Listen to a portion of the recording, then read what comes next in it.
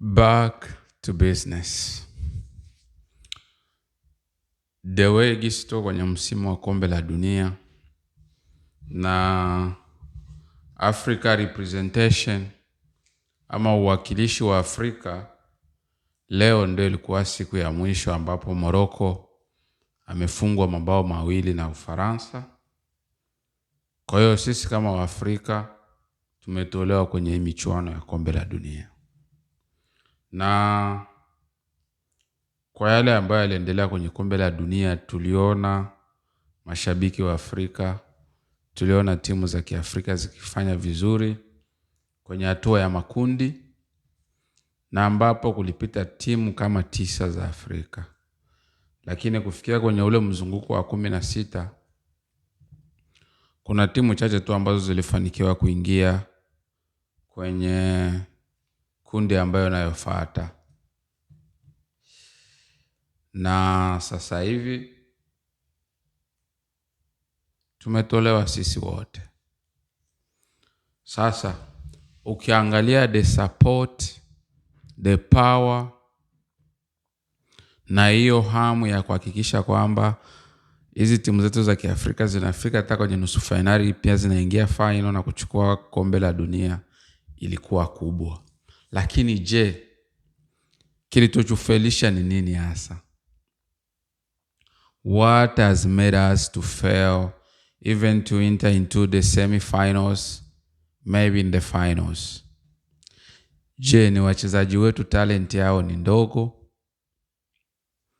Au ni sisi mashabiki hatukuwa na morali ya kutosha ili kusaidia hao wachezaji wetu waweze kufikia mbali? Lakini ni mengi ambayo yamechangia kufikia hapa ambapo tumefikia, kwamba timu za Kiafrika ziko zinafungwa ovyo ovyo. Cha kwanza ni uongozi. Na uongozi huo hauanzi tu kwenye federation hizi za michezo. Uongozi unaanzia kwenye nchi. Ukifuata sana hizi nchi zetu hizi za sub-Saharan countries, uongozi umeharibika. Yaani viongozi wanakaa tu pale, corruption ipiga pesa sana. Unaona? So hiyo inakuwa ina affect sekta zote. Ina affect sekta ya michezo, ina affect sekta ya utalii, ina affect sekta ya afya, ina affect sekta ya miundombinu. Mkitaka kuorganize kama ile kombe la dunia, nchi za Kiafrika ambazo ziko na hiyo capacity ya kuorganize kombe la dunia ni nchi ndogo sana. Hizi nchi zetu za Kiafrika hizi haziwezi kuandaa kombe la dunia. Ni nchi ndogo sana. Inaweza kuwa ni nchi 3 ama 4 ambazo zinaweza kuorganize kombe la dunia. Lakini kwa nchi kama Marekani, ambayo nchi ukiangalia kwa ukubwa wake, the way gisi imeendelea miundombinu, kwa sababu kuna cities na states ambazo hazikuchaguliwa hizi kuweza kuandaa kombe la dunia. Unaona, sio kwamba eti hazina na miundombinu, hapana. Kwa sababu ni michuano ambayo inachezewa kwenye nchi 3. Kwa hiyo kila nchi ipewe nafasi kidogo kidogo. Lakini Marekani, kwa hapa Marekani, hao majamaa wana miundombinu ya kutosha. Kwa hiyo ili tuweze kufanya vizuri miaka 4 inayokuja, cha kwanza tunabidi tuangalie uongozi wetu. Na sisi kama raia ambao ni mashabiki wa soka ama wa football kwa pale kwetu Afrika, we need to change. Kama nguvu ambao tuko napeleka kwenye mpira wa miguu, tukiipeleka kuishindikiza serikali kufanya vizuri, kufanya mabadiliko ambayo yanaweza kufaa ili nchi zetu za Kiafrika ziweze kuendelea, hiyo itatusaidia sana. Kwa sababu kwenye mpira watu wanatafuta wajiue, kwenye mpira watu wako wanaingia madeni, kwenye mpira watu wanakopa ili waweze kushuhudia kombe la dunia, kwenye mpira watu wanafanya kitu chochote ili kuhakikisha kwamba nchi zao zinawakilishwa na zinafanya vizuri.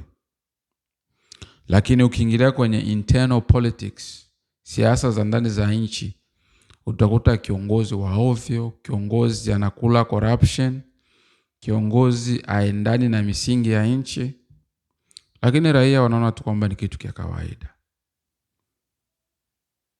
raia wanaona tu kwamba ni kawaida. Hapana.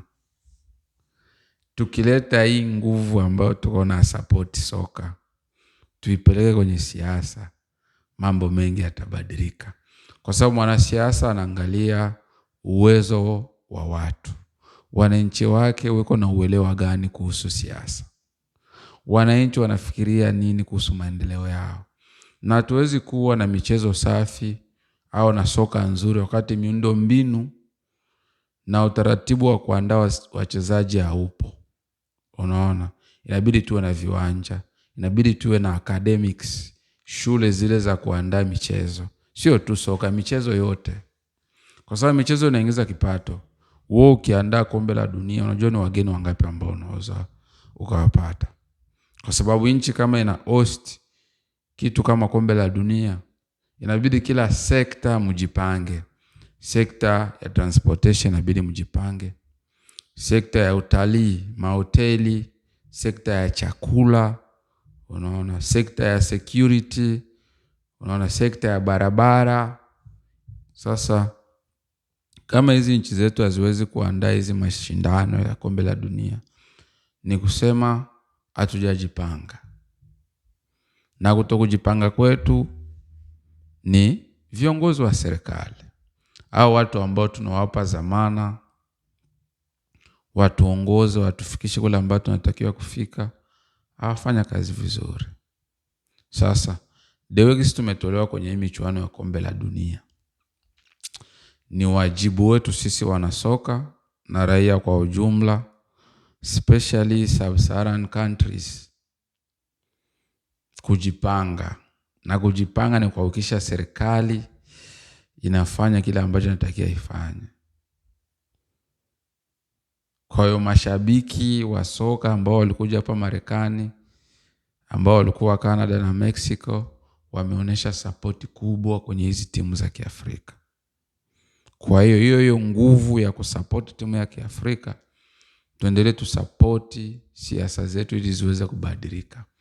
Kwa sababu ukweli nchi zetu ziko nyuma sana kimiundombinu, ziko nyuma sana kimaendeleo. Na maendeleo inaanza na uongozi bora. Tusichague tu viongozi ili mradi viongozi. Hapana. Kwa hiyo kwa wanasoka wote wa Afrika, poleni sana kwa kutoa kwenye hii michuano la kombe la dunia, lakini tumejitahidi, tumejikaza, tumefanya mengi. Next time itakuwa nzuri zaidi, lakini inabidi tuanze na uongozi. Uongozi wetu ukiwa sawa, tukiweka sawa miundombinu, tukawatrain watoto wetu na vijana, tutakuja tushindane kwa sababu Afrika vipaji tunavyo. Yaani capacity ya kucheza kwenye high level soka tunayo. Kenye kusababisha tusifikie hayo malengo ni uongozi mbovu.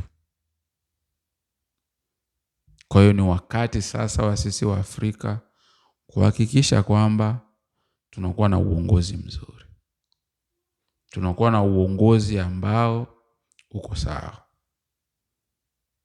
Tunakuwa na uongozi ambao utajikita kwenye kwenda kuhakikisha matatizo ya wananchi yanatatuliwa. Miundombinu za nchi zinatengenezwa. Kwa sababu kwenye hii karne ya sasa hatuna na sababu ambayo tunatoka toa sababu kwamba hatuendelee kwa sababu hatujasoma sana. Hizo sio sababu ya msingi. Kuna Waafrika wengi ambao wamesoma. Hatuendelee kwa sababu hatuna na exposure. Waafrika wengi wametembea. Hatuendelee kwa sababu hatufuati maadili. Kila siku watu wanahubiri wa makanisani na misikitini. Kama system ambayo tunai-apply kwenye maisha ya kawaida ni mibovu, tuna wajibu wa kubadilisha hiyo system. Kwa sababu kama system iko natupa result ambayo ni mbovu, the mediocre result, tunahitajika na tunakuwa na wajibu wa kubadilisha system. Kama ni system education ambayo tufikisha ambayo tunataka tufike, we have to dismantle and start the new system. Kwa hiyo I love you Africa. Ni kijana wako Kalonde wa Kalonde Mkalai. Uendelee kusubscribe to my YouTube channel. Endelee kunifollow on Instagram and Facebook. Tuendelee kusukuma mpaka Afrika tufikie yale ambayo tunataka tufikie. I love you Africa. Wake up.